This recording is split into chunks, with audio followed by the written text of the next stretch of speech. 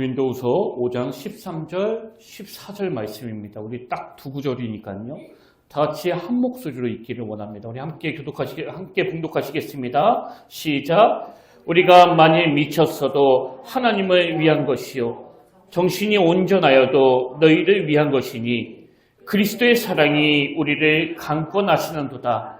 우리가 생각하건대 한 사람이 모든 사람을 대신하여 죽었은즉 모든 사람이 죽은 것이라. 아멘. 할렐루야. 반갑습니다. 우리 함께 인사 나누기를 원합니다. 참 잘 오셨습니다. 주님의 이름으로 축복합니다. 예, 축복합니다. 오늘도 주님께서 예비하신 그 은혜들이 여러분 심령에 가득 넘치게 되시기를 주님 이름으로 축복합니다. 오래전에 나온 영화 중에 극한 직업이라고 이런 제목의 영화가 있는데요.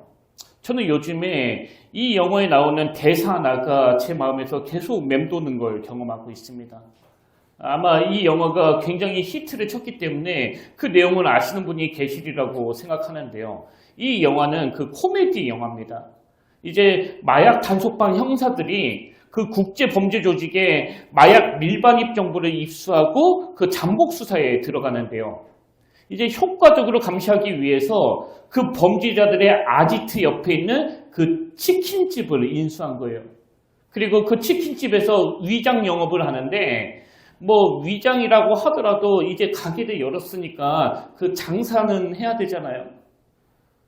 다행히도 그 형사 중에 한 사람이 그 요리하는 걸 좋아해가지고 자기 엄마한테 전수받은 그 특별한 양념 소스를 그 치킨에다가 접목을 시켰는데요. 이 메뉴가 대박이 난 겁니다. 그래서 주변에서 이 치킨집이 막 맛집으로 알려져가지고 많은 사람들이 이 치킨을 사가려고 줄을 서는 이런 해프닝이 벌어지는데요. 그러다 보니까 이 형사들 입장에서 처음에는 굉장히 난감해하고 또 당황해하다가 이 치킨 장사가 그 범인을 잡는 것보다 훨씬 더 재밌어진 겁니다. 그래서 이 형사들이 자기의 본업, 이 마약 수사는 뒷전이 돼버려가지고 열심히 그 치킨 장사를 하는 그 과정에서 나온 유행어가 있는데 아마 한 번쯤 들어보신 적이 있으실 거예요. 이런 겁니다. 지금까지 이런 맛은 없었다. 이것은 갈비인가 통닭인가? 수원 왕갈비 통닭. 그래서 이게 한때 굉장히 유행어가 돼가지고 많은 곳에서 패러디가 되기도 했고요. 그런가 하면 이 영화 포스터에 나오는 이 문구도 유행어가 됐는데 이런 문구예요. 범인을 잡을 것인가? 닭을 잡을 것인가? 제 마음에 왜 이런 유행어가 자꾸 맴돌았는가 하니까요. 물론 나중에 가면 이 형사들이 이제 본업으로 돌아가서 그 범죄자들을 일망타진하는 것으로 잘 마무리를 하지만 사실 이건 누구에게나 있을 수 있는 변질이거든요. 여러분 그 형사들도 처음에는 그 범인을 잡는 일에 투입됐을 때 이런 변질이 있으리라고는 생각하지 못했을 거 아닙니까? 근데 인간은 어떤 상황이 바뀌면 언제든지 그 초심을 잃어버릴 수 있는 연약함을 가지고 있기 때문에 저도 목사로서 자꾸 이런 문구로 저 스스로를 점검하면서 돌아보기를 원하는 거거든요. 이건 교회도 마찬가지 아닙니까? 요한계시록 2장에 보면 주님의 에베소 교회를 향해 책망하시는 이유를 이렇게 설명합니다. 계시록 2장 4절. 그러나 너를 책망할 것이 있나니 너의 처음 사랑을 버렸느니라. 에베소 교회가 주님께 책망을 듣게 된 이유가 뭐라고요? 처음 사랑을 잃어버렸기 때문이라는 거예요. 그럼 교회가 그 처음 사랑을 지키지 못했을 때 어떤 현상이 일어나느냐? 제가 그 초창기에도 한번 말씀드린 기억이 있는데요.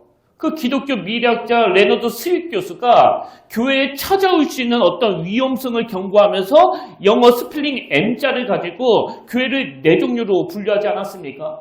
그래서 이 4단계 중에서 맨 첫 번째 단계가 뭐냐니까 미셔널 처치, 우리말로 하면 선교적 교회, 사명 중심적 교회예요. 그래서 교회가 비본질적인 것에 신경 쓰지 않고 정말 열정을 다해서 이 처음 사랑을 가지고 예배와 선교와 이 복음 증거 이런 사명을 향해서 달려가는 거예요. 근데 그렇게 성령으로 충만했던 이 미셔널 처치, 이 선교적 교회가 그 시간이 지나면서 어떻게 변하느냐? 미니스트리 처치, 우리말로 하면 이 목회적 교회. 그래서 첫 번째 단계 이 미셔널 처치가 굉장히 역동적이고 또 굉장히 열정적이고 또 어떤 형식적인 것보다도 그 본질을 중요하게 여긴다고 한다면 이 미니스트리 처치는요, 이런 열정은 다 사라져버리고 그저 일 중심, 사역 중심으로 변질이 된 겁니다. 그래서 그 나타나는 증상 중에 하나가 성도님들이 자꾸 그 헌신하는 자리를 피해요. 그리고 일하는 사람들이 늘 부족하다 보니까 뭐 봉사하는 분들도 마음의 그 기쁨을 다 잃어버리게 되는 거 아닙니까?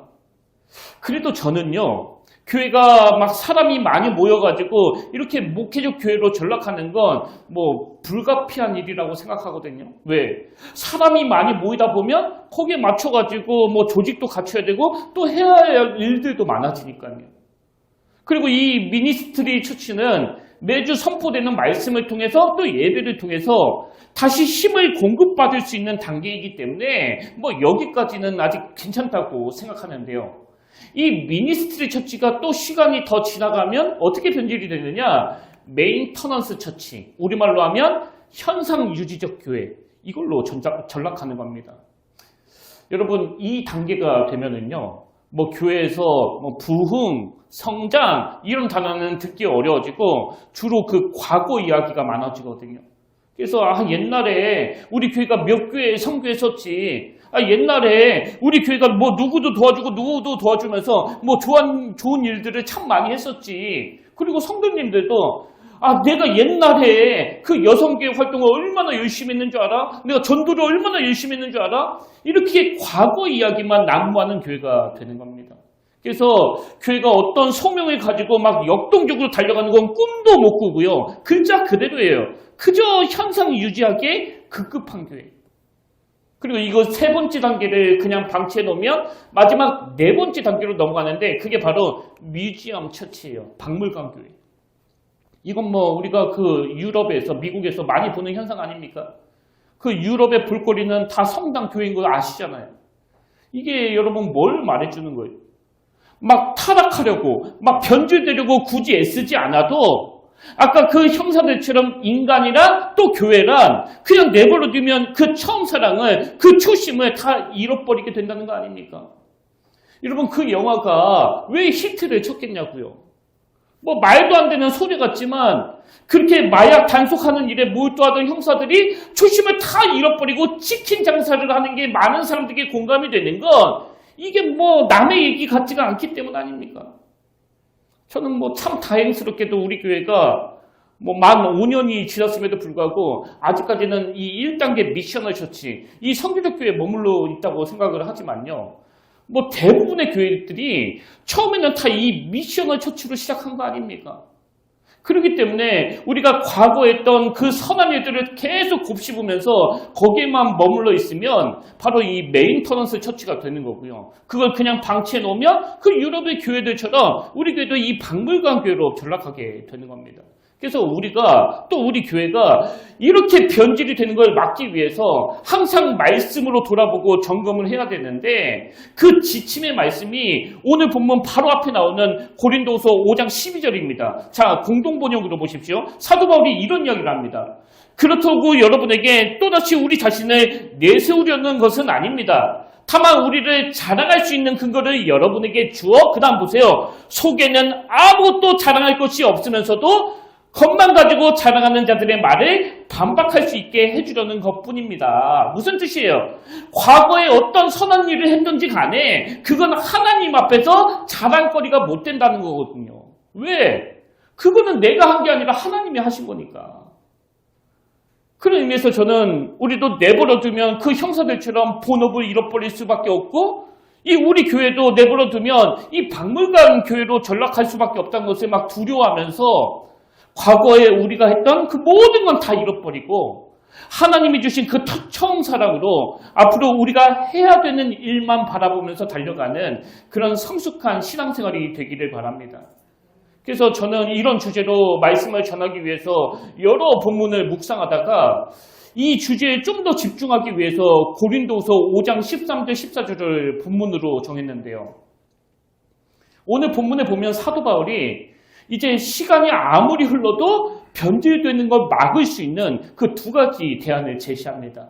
그래서 오늘 이 두 가지 대안을 함께 살펴보기를 원하는데, 자, 그 변질을 막기 위한 첫 번째 대안이 뭐냐? 그리스도의 사랑에 사로잡혀야 된다는 거예요. 그리스도의 사랑에 사로잡히기. 자, 고린도후서 5장 14절을 보십시오. 그리스도의 사랑이 우리를 강권하시는도다. 우리가 생각하건대 한 사람이 모든 사람을 대신하여 죽었은즉 모든 사람이 죽은 것이라. 여기 나오는 그리스도의 사랑이 우리를 강권하시는도다 할 때 이 강권하다라는 단어는 헬라어로 그 수네코라는 단어인데요. 오늘 본문에서는 무언가에 사로잡히다 이런 뜻으로 쓰여졌거든요. 여러분도 잘 아시지만 한자로 그 사람인자를 딱 보면 그 작대기 두 개가 서로를 막 지탱하고 있지 않습니까? 우리 인생은요, 누군가가 받쳐주고 누군가가 지탱해주지 않으면 바로 쓰러질 수밖에 없는 인생이에요. 그래서 우리가 어떻게 해야 시간이 지나면서 찾아오는 이 변질을 막을 수 있느냐? 그리스도의 사랑에 우리가 사로잡힐 때, 그리스도의 사랑에 우리가 견인될 때, 그때 변질되지 않고 끝까지 그 초심을 지키면서 달려갈 수 있다는 겁니다. 이 수네코라는 단어가 신약에도 몇 번 나오는데요. 자, 누가복음 4장 38절을 보십시오. 예수께서 일어나 회당으로 나가사 시몬의 집에 들어가시니 시몬의 장모가 중한 열병을 앓고 있는지라. 지금 베드로 장모가 그 열병에 걸려서 앓고 있는데 여기 나오는 앓고 있는지라, 이것도 수네코예요. 그래서 지금 베드로의 장모는 그 강력한 열병에게 사로잡혀 있어가지고 전혀 움직이지 못하는 상태인데, 여러분 이건 그 코로나19도 마찬가지 아닙니까? 우리가 왜 그 코로나19를 두려워한 거예요? 이 강력한 코로나19에 감염이 되면 뭐 아무것도 못하고 그냥 방에서 한 일주일 동안 누워있어야 되니까요. 저도 이 코로나를 걸려봤잖아요. 그리고 하필 금요일인가 뭐 토요일인가 목요일인가 그때 걸려가지고 제가 그 주 설교를 영상으로 대체했었는데, 마음으로는 어떻게 목사가 주일 설교를 쉴 수 있느냐고, 그냥 마스크 쓰고 해도 되지 않나? 막 이런 생각이 굴뚝 같지만, 여러분이 이게 여러분에게 감염이 되면 뭐 더 큰 일이 벌어지게 되는 거 아닙니까? 그래서 일주일 내내 뭐 아무것도 못하고 제 방 안에 갇혀가지고 아내가 주는 그 밥만 먹었었는데, 여러분 이게 사로잡힐 때 나타나는 현상이라면 여러분은 오늘 도대체 뭐에 사로잡혀 계세요? 제가 그 교회 학교 사역을 하면서 유년부, 초중부 이런 애들을 보면요, 애들이 그 핸드폰에 사로잡힐 때가 있거든요. 그래서 뭐 예배 시간에도 또 뭐 밥 먹는 시간에도 종일 그 핸드폰만 쳐다보고 있는 애들이 있는데, 여러분 이게 바로 사로잡힌 것이 가진 그 강력한 능력이라고 한다면 사도 바울은 바로 이런 삶을 살아낸 거 아닙니까? 그래서 이 단어가 사도행전 18장 5절에도 나오는데요. 자, 사도 바울이 복음을 증거한 이유를 성경이 이렇게 설명합니다. 신라와 디모데가 마게도냐로부터 내려오매 바울이 하나님의 말씀에 붙잡혀 유대인들에게 예수는 그리스도라 밝히 증언하니, 여기 나오는 하나님의 말씀에 붙잡혀 할 때 이 붙잡혀, 이것도 수네코거든요. 여러분도 아시지만 그 당시 유대인들이 가장 듣기 싫어했던 말이 예수는 그리스도라는 말 아닙니까? 그래서 그런 말을 내뱉었다가 막 걸리면 당장 감옥에 끌려가서 엄청난 핍박과 고문을 당할 수밖에 없는 그런 상황인데, 바울은 그런 상황에서도 어떻게 예수는 그리스도라고 담대하게 선포할 수 있는 거예요? 바울이 하나님의 말씀에 붙잡혀 있었거든요. 그리고 그 말씀에 붙잡혀 있으니까 뭐 어떤 것도 이 바울에게 위협이 되지 않는 겁니다. 그래서 여러분, 뭐 예수 오래 믿는 게 중요한 게 아니고, 또 장로, 권사, 그리고 목사 뭐 이런 직분이 중요한 것도 아니고, 내가 지금 그 하나님의 말씀에 붙잡혀 있는가? 내가 지금 그 그리스도의 사랑에 사로잡혀 있는 게, 이게 중요하다는 거거든요. 저는 오늘 본문에 나오는 그리스도의 사랑이 우리를 강권하시는도다, 이 말씀을 진짜 많이 묵상했는데요. 여러분 지금 사도 바울이 우리가 붙잡혀야 할 그리스도의 사랑을 강조하면서 그 그리스도의 사랑 중에서도 어떤 걸 유독 강조하는가 하니까 14절을 다시 한번 보십시오. 그리스도의 사랑이 우리를 강권하시는도다. 우리가 생각하건대 한 사람이 모든 사람을 대신하여 죽었은즉 이건 그 십자가를 말하는 거 아닙니까? 그 십자가 사랑. 그래서 사도 바울이 말하는 그리스도의 사랑은 십자가를 바탕으로 한 사랑이에요. 삶의 현장에서 맨날 패배하고 꺾이고 의욕을 상실하고 또 초심을 잃어버리고 변질되기 쉬운 우리가 그 악순환의 고리로부터 벗어나기 위해서는 그리스도의 사랑에 우리 인생이 늘 견인돼야 하는데 그 그리스도의 사랑 중에서도 십자가 사랑에 붙잡힐 때 그 비참한 악순환을 끊어낼 수 있다는 겁니다. 그래서 제가 오늘 새벽에 이 말씀을 묵상하다가 그 십자가 사랑을 노래하는 찬송가 150장이 떠올랐는데요. 죄의 승리를 얻기까지 주의 십자가 사랑하리 빛난 멸류관 받기까지 험한 십자가 붙들겠네. 무슨 뜻이에요? 시간이 지나면 지날수록 그 영화에 나오는 형사들처럼 옆길로 셀 수밖에 없는 게 우리 인생이기 때문에 우리는 우리 힘이 아니라 그리스도의 사랑, 특히 우리를 위하여 십자가 지신 그 주님의 사랑과 능력으로 덧입혀질 때 그 빛난 멸류관 받기까지 하나님 앞에 가는 그 마지막 순간까지 견고하게 그 믿음을 지킬 수 있다는 거거든요. 그런 의미에서 이 시간 저와 여러분이 그리스도의 사랑이 우리를 강권하신도다. 이 말씀을 잠도 깰 겸 우리 한번 힘있게 선포하기 원하는데요. 한번 저를 따라서 선포해 주시겠습니까? 그리스도의 사랑이 우리를 강권하시는도다. 아까 제가 이 수네코라는 단어의 의미를 말씀드렸지만요. 그리스도의 사랑이 우리를 강권하신다고 할 때에는 우리가 그리스도의 그 강력한 사랑에 그냥 조금 영향을 받는 정도가 아니라 완전히 사로잡히는 거예요. 저는 여러분이 주일 아침에 예배 드리러 오실 때마다 이 말씀을 가지고 내가 한 주 동안 그리스도의 사랑의 힘으로 승리했는지를 한번 점검해 보시길 바랍니다. 그래서 우리 교회가 그리고 저와 여러분이 내버려두면 그 초심을 잃어버리고 내버려두면 그 박물관 교회가 될 수밖에 없다는 것을 기억하면서 하나님의 그 놀라운 사랑으로 인해 뜨거운 마음으로 막 눈물을 흘리며 찬양하고 기도했던 그게 과거에 경험했던 어떤 추억이 아니라 지난주에도 경험한 일이 되기를 바라고 오늘 이 시간에도 일어나고 있는 일이 되기를 바랍니다. 그리고 이것이 가능하기 위해서 우리 평택교회는 어떤 경우에도 로마서 8장 38절 39절이요. 내가 확신하노니 사망이나 생명이나 천사들이나 권세자들이나 현재일이나 장래일이나 능력이나 높음이나 깊음이나 다른 어떤 피조물이라도 우리를 우리 주 그리스도 예수 안에 있는 하나님의 사랑에서 끊을 수 없으리라. 우리 평택교회는 김의수 목사의 설교가 견인해가는 예배가 아니라 무엇이요? 그리스도의 사랑이, 그리스도의 그 십자가 사랑이 강권적으로 역사하는 그런 교회가 되기를 바랍니다. 그리고 그리스도의 사랑이 우리 교회에 강권적으로 역사할 때 저와 여러분은 37절 그러나 이 모든 일에 우리를 사랑하시는 이로 말미암아 우리가 넉넉히 이기느니라. 그 그리스도의 사랑이 저와 여러분의 인생을 승리로 이끌 줄 믿습니다. 그러려면 어떻게 해야 된다고요? 우리를 사랑하시는 이로 말미암아 그리스도의 십자가로 말미암아 저와 여러분이 그 그리스도의 사랑에 완전히 사로잡히는 거예요. 저는 오늘 그 사랑의 강권하심이 저와 여러분을 승리케 하는 원동력이 됨을 이론으로서가 아니라 실제 삶 속에서 맛보게 되기를 주님 이름으로 축복합니다. 그런가 하면 우리가 세월이 흘러도 변질되지 않기 위한 두 번째 대안이 하나 더 있는데요. 그게 뭐냐 하니까 그 본질에 집중하는 거예요. 본질에 집중하기. 자, 본문 13절을 보십시오. 사도 바울이 이렇게 이야기합니다. 우리가 만일 미쳤어도 하나님을 위한 것이요. 정신이 온전하여도 너희를 위한 것이니. 이건 집중력을 말하는 거 아닙니까? 그리고 집중하되 그 본질에 집중하라는 거거든요.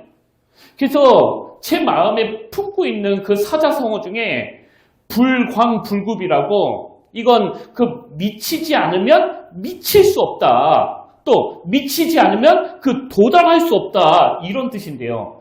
이 사자성어를 가지고 만든 책이 있습니다. 그 정민 교수가 쓴 미쳐야 미친다. 이런 제목의 책인데 그 책 소개글에 보니까 이런 글이 있더라고요. 한 시대를 열광케 한 지적, 예술적 성취 속에는 열정과 광기가 숨어 있었다. 불광불급, 미치지 않으면 도달을 할 수 없다. 그리고 그 다음 글에서 그 조선시대에 그 우리가 너무나 잘 아는 인물들, 박지원, 정약용, 허균, 이런 인물들을 쭉 소개하면서 무슨 이야기를 하는가 하니까 이 위인들은요, 모두가 처음에 그 시대의 마이너였다는 거예요, 마이너. 주목받지 못했던. 근데 그렇게 처음에는 다 주목받지 못했지만 그들에게 있었던 이 집중력, 이 열정이 결국 한 분야의 그 대가로 만들었다는 겁니다. 여러분, 이게 뭘 의미하는 거예요? 그 영화에 나오는 형사들처럼 내가 뭐 치킨을 팔아야 되나? 그 마약 단속을 해야 되나? 이렇게 어정쩡한 태도를 취해서는 뭐 아무것도 안 된다는 거거든요. 최근에도 제가 그 100주년 기념교회 담임이셨던 이 이재철 목사님이 어느 교회에서 말씀을 전하는 영상을 보게 됐는데요. 이 목사님이 보니까 요즘에 그 대형교회 목사님들이 퇴임하면서 그 봉급쟁이들은 평생 받지도 못하는 돈을 그 전별금이라는 그 명목으로 받더라는 거예요. 그리고 전별금뿐만 아니라 뭐 집도 받고 죽을 때까지 봉급을 또 받는데 이런 직업은 대한민국에서 이 목사가 유일하다는 겁니다. 그러면서 하시는 말씀이 강단에서는 평생 헌신하라, 자기를 부인하라, 네 것을 포기 안 하고 설교한 그 목사님들이 사임할 때는 내 설교 다 거짓말이야 이러면서 퇴임하고 있는데 그런 모습을 본 성도님들이 어떻게 하나님의 말씀에 거하지 않고 그 그리스도의 사랑에 사로잡히지 않고 새로운 존재가 되겠습니까? 그래서 오늘 저와 여러분이 우리의 변질을 막아주는 도구인 그리스도의 사랑에 사로잡혀서 가장 먼저 해야 되는 것이 있다면 그건 복음에 집중하는 거예요. 그 복음에 몰두하는 겁니다. 그리고 그 목사님의 말씀이 같은 길을 걸어가는 저에게도 참 두려움을 주는 거 아닙니까? 예전에 제가 한번 설교 시간에 저의 비장함을 고백한 적이 있잖아요. 저는 어떤 취미도 안 갖기를 원한다고요. 사실 제 주변에도 뭐 테니스 치시는 목사님, 등산하시는 목사님, 또 골프 치시는 목사님도 꽤 많이 계시거든요. 이제는 우리나라에도 이 골프가 많이 보편화가 이루어졌기 때문에 뭐 골프 치는 걸 갖고서 저는 뭐 나쁘다고 생각하지 않습니다. 근데 저는 왜 그런 취미도 안 갖기를 원하느냐? 이 목사님 말씀 그대로예요. 그 취미가 나빠서가 아니라 그게 목회보다도 더 재미가 있으면 우리 성도님들은 도대체 어떻게 되겠냐고요. 그래서 제가 좀 관심이 가는 게 생겼다 하더라도 바로바로 그 발을 빼는 건 다 이 목회에 집중하기 위해서예요. 그리고 이 결단으로 목회를 해야 제가 여러분에게도 이런 권면을 똑같이 드릴 수 있는 거 아닙니까? 아니 제가 그 삶을 살아내지 않는다면 어떻게 그런 권면을 할 수 있겠냐고요. 마찬가지로 오늘 본문 13절에서 사도 바울이 우리가 많이 미쳤어도 하나님을 위한 것이요 정신이 온전하여도 너희를 위한 것이니 이런 권면을 하는 건요 자기가 이 말씀을 살아냈기 때문이에요. 자기가 복음에 미쳐서 이런 삶을 살아봤기 때문입니다. 그래서 사도행전 26장에 보면 바울이 그 복음을 전하다가 막 비난을 당하는 장면이 나오는데요. 자, 바울을 뭐라고 비난하는지 한번 보십시오. 사도행전 26장 24절 바울이 이같이 번명하네 베스도가 크게 소리내어 이르되 바울아 내가 미쳤도다 내 많은 학문이 너를 미치게 한다니. 이게 그 당시에는 복음을 전하는 바울을 막 비난하려고 한 말이었는데 여러분 2000년이 지난 지금 이 말이 바울에게는 면류관이 된 거 아닙니까? 그리고 저는 이 말씀만큼 이 바울의 존재를 선명하게 드러내는 말씀은 없다고 생각하거든요. 그런 의미에서 여러분이 오늘 집중하고 있는 건 뭐예요? 뭐에 몰두하고 있습니까? 바울처럼 복음에 미치는 거예요. 바울처럼 복음의 모든 걸 다 거는 거예요. 그리고 그게 우리의 변질을 막아주는 도구가 된다는 겁니다. 사실 저는 이 말씀을 준비하면서 그 청소년 사역할 때가 떠올랐는데요. 뭐 많이 말씀드렸지만 저는 청소년 사역을 하면서 아까 말씀드린 그 불광불급, 이 미치지 않으면 도달할 수 없다. 이걸 한번 겪어본 사람이거든요. 그때 제가 막 예민하고 막 민감하고 조금도 내 마음을 내어주지 않는 그 아이들에게 막 다가가려고 정말 처절한 몸부림을 쳤는데요. 뭐 낮 동안에는 맨날 그 아이들 다니는 학교에 찾아가서 뭐 맛있는 거 먹이면서 막 신방하고 또 그 가출한 애들 막 잡으려고 막 여기저기 쫓아다니면서 시간 다 보내고요. 저녁에는 하나님 앞에 그 아이들 이름 하나하나 불러가면서 막 열심히 기도했는데 그때 여러분 제가 말씀 한번 드렸잖아요. 제가 얼마나 행복했으면 하나님 앞에서 나를 당장 불러가셔도 저는 아무 요한이 없겠다고 그렇게 고백할 정도로 정말 행복했거든요. 그리고 이건 뭐 저만 느꼈던 감정이 아니고요. 최근에도 그 아이들 중에 한 명이 자기가 이번에 결혼하게 됐다고 그러면서 전화를 했는데 통화 말미에 무슨 말을 하는가 하니까 자기는 다시 그때로 돌아가고 싶다는 거예요. 목사님하고 밤새도록 대화를 나눴던 게 너무 좋았다고. 근데 여러분 솔직히 말해서 그 중고등부 애들하고 노닥거리는 게 무슨 죽을 만큼 좋을 정도로 행복했겠냐고요. 그럼에도 불구하고 제가 그 시절이 행복했다고 말씀드리는 건요. 이상하게 그렇게 사랑스럽지 않았던 아이들이 그냥 뭐 한 번에 확 바뀌는 게 아니에요. 조금씩 변화가 되더라고요. 아마 한 번에 확 바뀌었다면 제 그 기쁨이 그렇게 크지 않았을 겁니다. 서서히 변화되는 그 아이들을 보면서 그때 제가 막 너무나 소중한 걸 깨달았는데요. 그게 뭐냐니까 뭔가에 몰입할 때, 뭔가에 집중할 때 이 도달하는 행복을 누릴 수 있는 거구나. 이게 불광불급 아닙니까? 여러분 오늘 우리의 신앙이 변질되는 걸 막기 위해서는 오늘 우리가 신앙생활에서 참된 행복을 누리기 위해서는요. 우리가 하나님께 미쳐야 돼요. 그 하나님께 집중해야 됩니다. 그런 의미에서 저는 오늘 비장한 마음으로 주님 앞에서 또 여러분 앞에서 다시 약속드리기를 원하는데요. 제가 언제까지 목회할지는 모르지만 하나님의 허락하신 제 목회 여정 가운데 제 그 30대 초반에 가지고 있었던 미쳐야 도달한다는 그 정신을 다시 회복할 것을 약속드립니다. 이제 저는 다시 한번 불광불급이에요. 앞으로도 계속 그 다른 데에 눈 돌리지 않을 거고요. 이 목회에 모든 것을 집중해서 달려가기를 원합니다.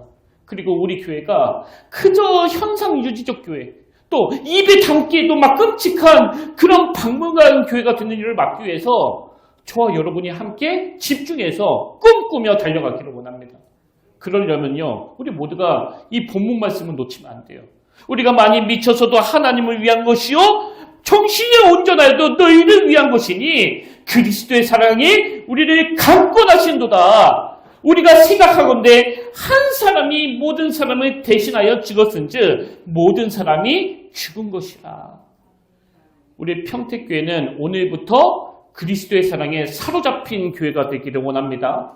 그리고 담임 목사가 너무 중요하지 않는 교회가 되기를 원합니다. 그래서 뭐 담임 목사는 있어도 그만 없어도 그만일 정도로 그리스도의 사랑, 그 중에서도 십자가 사랑에 몰입하고 집중하는 그런 아름다운 성도님들이 모인 교회가 되기를 바라고, 무엇보다도 우리가 과거에 했던 그 모든 선한 일들은 하나님의 은혜로 다 다 잊어버리고 다시 초심으로 돌아가 그 기독교 미래학자가 주장하는 그 교회 변질의 법칙에 우리 교회는 해당이 안 되는, 매이지 않게 되는, 그래서 세월이 아무리 흘러도 우리 교회는 이 미셔널 처치에 머물게 되기를 주님 이름으로 축복합니다.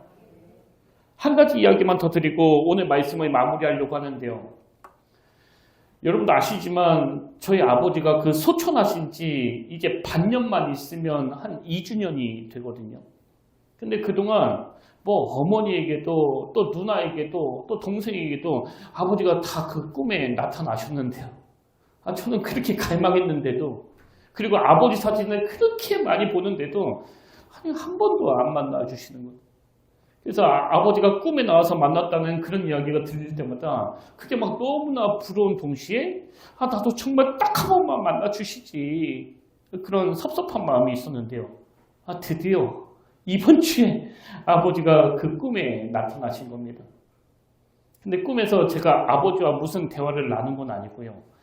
무슨 장면을 보여주는 거 아니까 이제 아버지가 그 이불을 잘 정돈하시고는 그 자리에 누워서 잠에 드시는 그런 장면이에요. 참 신기한 건 보통 그 꿈을 꾸면 이게 뭐 현실인지 꿈인지 그 분간을 잘 못하잖아요. 근데 저는 그 꿈에서 자꾸 이런 생각이 들더라고요. 아버지가 지금 호스피스 병원에 누워 계셔야 되는데 왜 여기 와서 주무시지? 이거 꿈 아니야? 그래서 제가 이게 꿈이라는 걸 알아채고 어떻게 했는지 아십니까? 그 아버지 옆에 누워가지고 제 얼굴로 그 아버지 얼굴 막 비비면서 아버지 너무 보고 싶었어. 너무 사랑해요. 그러다가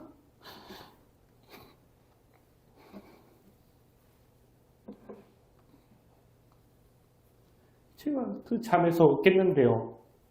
제 얼굴이 막 눈물범벅이 되어있더라고요. 그래서 한참 동안 그 침대에 앉아가지고 이 꿈이 주는 메시지가 뭘까? 이 꿈이 주는 교훈이 뭘까?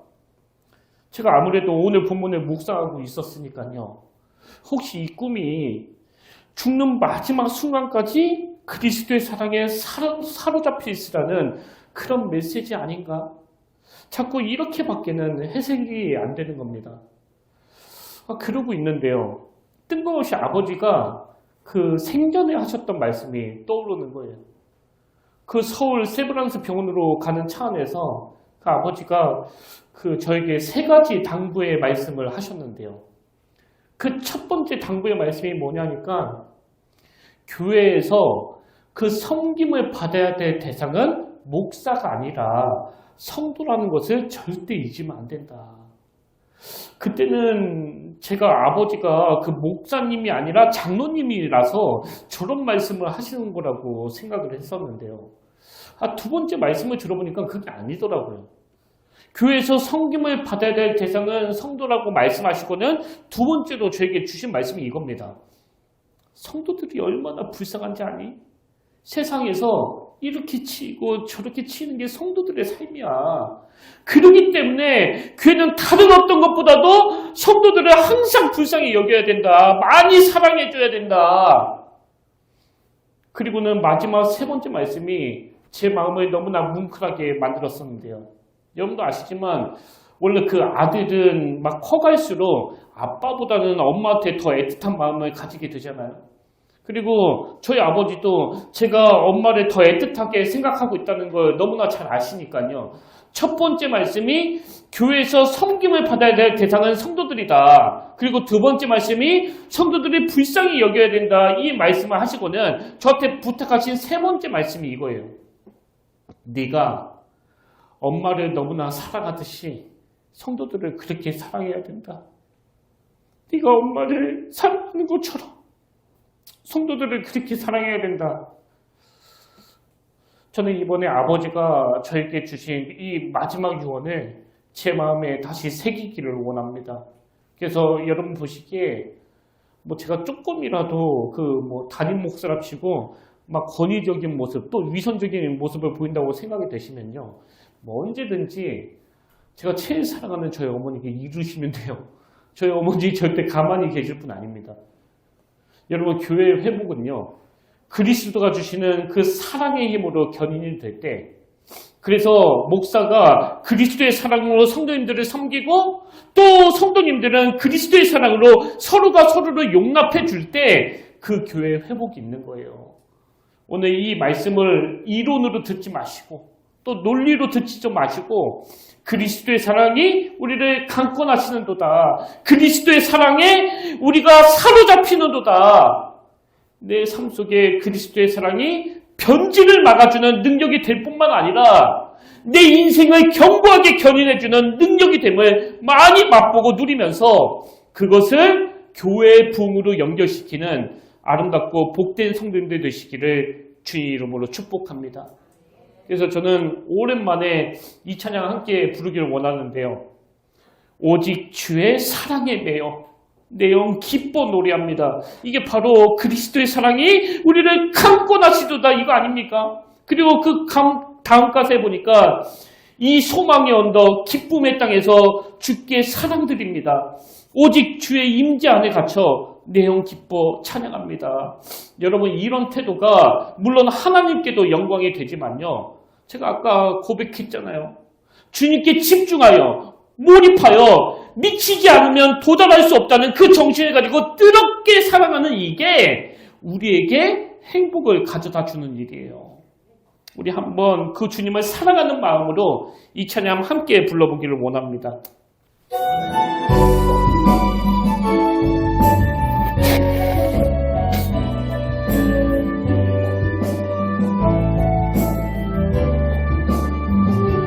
오직 주의 사랑에 매여 내 영 기뻐 노래합니다.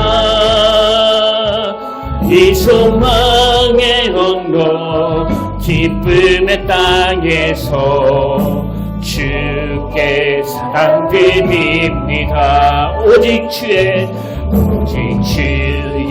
임재 안에 갇혀 내 영 기뻐 찬양합니다. 이 소명의 언덕 거룩한 땅에서 주께 경배드리 주께서 주신 모든 은혜 나는 말할 수 없네. 내 영혼 최고히 주 따르렵니다.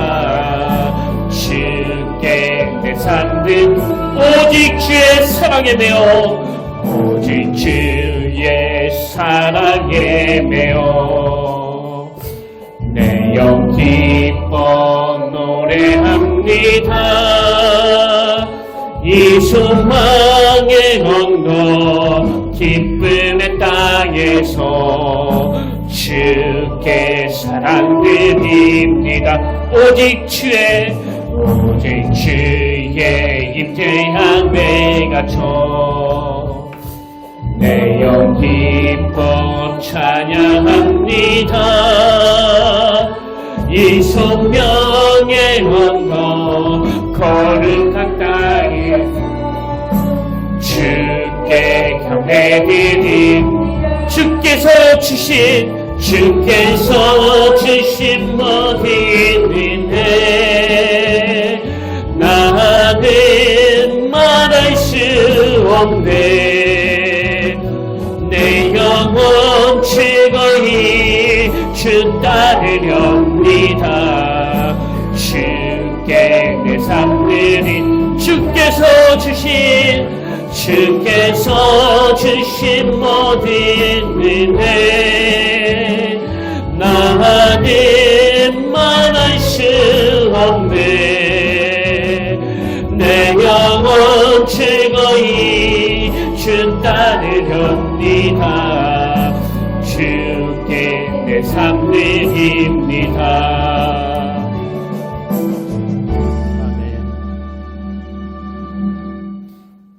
우리의 기도를 외면하지 않으시는 하나님 아버지, 오늘 절실한 마음으로 어떤 문제를 가지고 하나님 앞에 도움을 구하는 주님의 자녀들이 있습니다. 그리고 평택교회 담임 목사로서 절박한 마음을 가지고 우리 교회가 미션을 처치, 이 사명을 감당하는 교회가 되기를 꿈꾸며 말씀을 전하고 기도하는 종이 이 자리에 서 있습니다. 하나님, 우리 모두가 주님 앞에 어떤 문제를 가지고 나와 기도하든지 간에 그리스도의 사랑이 우리를 감고 나시는도다. 우리가 그리스도의 사랑에 사로잡힐 때 이 모든 어려운 문제들은 다 해결이 될 줄로 믿사오니 우리의 중심이 항상 그리스도를 향할 수 있도록 도와주시고 강권하시는 그리스도의 사랑, 특히 그 십자가 사랑으로 우리가 한번 집중하고 몰두하며 꿈을 향하여 달려가도록 은혜를 허락하여 주시옵소서. 이번 한 주간 모든 성도님들에게 그리스도의 사랑에 사로잡히는 게 내 인생에 얼마나 큰 행복을 가져다 주는지를 경험하게 하실 줄로 믿사오며 이 모든 말씀 우리를 죽기까지 사랑하신 예수님 이름으로 기도드립니다. 아멘.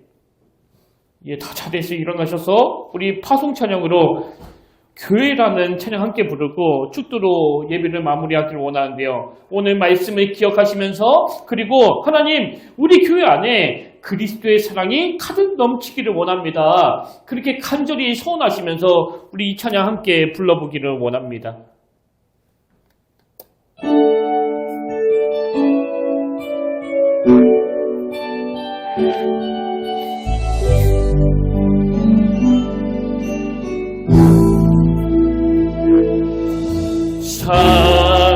사랑이 넘치기보다 사랑이 넘치는 교회 섬김을 원하기보다 섬김의 기쁨 알아가는 교회 세상이 주목하기보다 주님이 주목하는 교회 화려한 겉모습보다 중심이 주를 향한 교회 주님이 피로 사신 아름다운 교회 서로 사랑함으로 하나 되는 교회 주님이 머리 되신 거룩한 교회 우리 함께 만들어가 내 작은 생각보다도 내 작은 생각보다도 하나 되매 소중함하는 교회 세상에 알려지기보다 서로가 서로를 깊이 아는 교회 주님이 피로 사신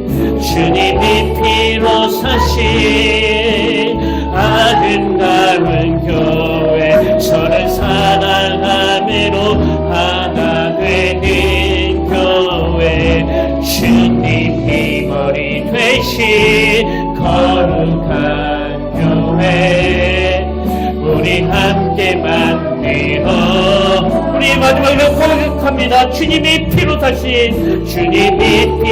사신 아름다운 교회 서로 사랑함으로 하나 되는 교회 주님이 머리 되신 거룩한 교회 우리 함께 만들어 가요. 아멘. 사랑하신 하나님 아버지, 오늘 우리 평택교회는 그 기독교 미래학자가 분류하는 것처럼 현상만 유지하는 그런 교회가 되지 않기를 원합니다. 박물관 교회로 전락하지 않기를 원합니다. 아버지, 그냥 내버려 두면 변질될 수밖에 없는 이 교회를 주님 손에 의탁드리오니 다시 한번 꿈을 향하여 사명을 향하여 달려가는 미셔널 처치가 되도록 도와주시고 다시 한번 그 본질에 집중하되 불광불급 미치지 않고서는 도달할 수 없다는 이 원리를 가지고 우리 평택교회가 하나님 앞에 건강한 교회로 세워져가는 일에 우리 인생이 거룩한 신앙인으로 세워져가는 일에 사도 바울처럼 모든 걸 걸도록 붙잡아 주시옵소서. 그런가 하면 오늘 이 예배 가운데 역사하시는 성령 하나님, 명절로 인해 지쳐있는 성도님들에게 그리고 마음에 어떤 상함을 가지고 나온 성도님들에게 이 예배를 통해서 모든 무거운 짐들을 해결해 주시는 분이 바로 우리가 믿는 하나님이심을 깨닫는 시간이 되기를 원합니다. 이 예배의 기쁨으로 말미암아 한 주를 거뜬히 살아내고도 남는 그 능력이 됨을 누리면서 이 초자연적인 하나님의 능력을 선포하는 아름다운 한 주간이 되도록 인도하여 주시옵소서. 이제는 우리 주 예수 그리스도의 은혜와 하나님 아버지의 다함없는 사랑과 성령님의 감동, 감화, 위로, 교통, 충만하심의 역사가 오늘 주신 말씀 마음에 담고 꿈을 향하여 나아가기로 다짐하며 예비하는 모든 주의 자녀들 머리 위에 지금부터 영원토록 함께 하시기를 간절히 축원하옵나이다.